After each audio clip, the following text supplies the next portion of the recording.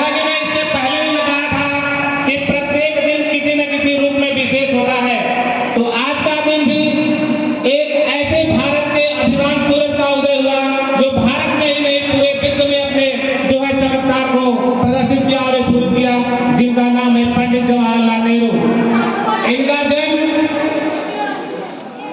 इनका जन्म 14 नवंबर 1889 को इलाहाबाद के प्रयाग की पावन धरती पर हुआ। इनकी माता का नाम स्वरूप रानी, जिनके नाम से इलाहाबाद में बहुत बड़ा मेडिकल कॉलेज, और इनके पिता का नाम मोतीलाल नेहरू। मैं बच्चों से कहना चाहता हूं कि ध्यान से 5 मिनट के लिए शांति बनाएं। ये बचपन से जो है राज दुलारे थे, राज परिवार में पैदा हुए, राशि था, राजपुत्र की तरह इन्होंने जीवन जिया। इनके घर अंग्रेज शिक्षक जो है इनको पढ़ाने के लिए आते थे और 15 वर्ष की अल्पायु में ये विदेश पढ़ने के लिए गए। जिस स्कूल में ये पढ़ते थे वहां पर 2 प्रमुख द्वार थे और वहां इनको बैठने के लिए 2 गाड़ियां आ जाती थी और स्कूल की छुट्टी होते ही ये उस पर सवार होते और अपने गंतव्य को जाते। और यहाँ तक सुना गया कि इनके कपड़े भी पेरिस में, लंदन में धुले जाते थे। इतना रईसी ठाट बाट था इनका। भारत की आजादी के बाद इनको भारत का पहला प्रधानमंत्री बनाया गया। मैं आपको बताऊं कि ये बच्चों से बेहद प्यार करते थे।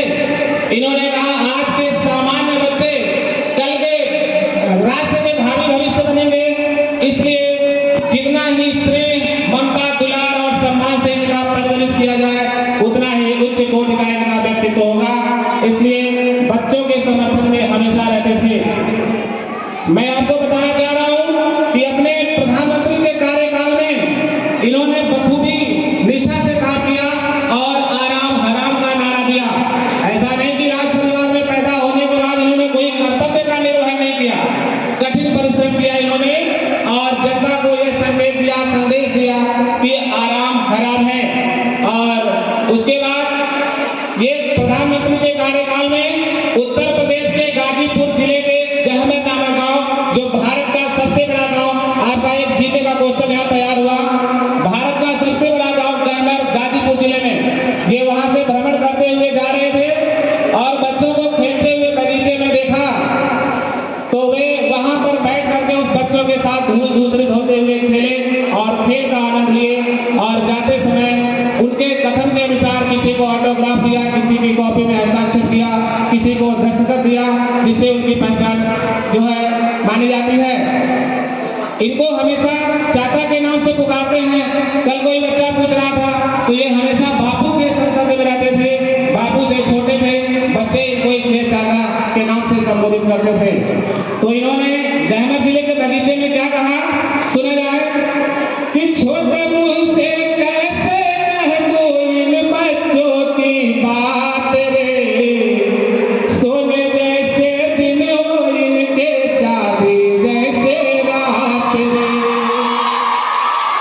रजत स्वर्ण मंदिरों जैसे, ध्यान दीजिए कि रजत स्वर्ण मंदिरों जैसे इनके बाल हाथ रे, सोने जैसे दिन हो इनके, चांदी जैसे रात रे।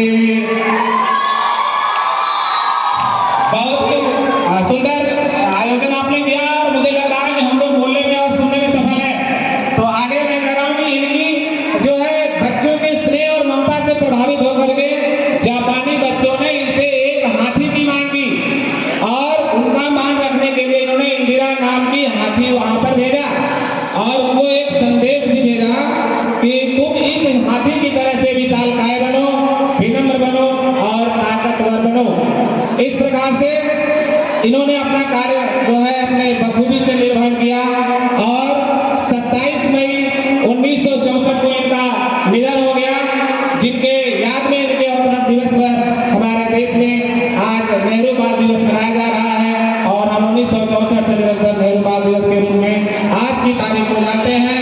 तो आज की तारीख 14 नवंबर हमको यह प्रेरणा देती है कि हमें सभी बच्चों के साथ प्रेम से उनसे लगाव रखना चाहिए, दुलार रखना चाहिए, जिसके लिए हमको ये संदेश देते हैं। तो आइए नेहरू जी के आदर्श चरित्र के लिए 2 पंक्ति समर्पित करते हुए हम पार्टी को विराम देंगे। तो इसको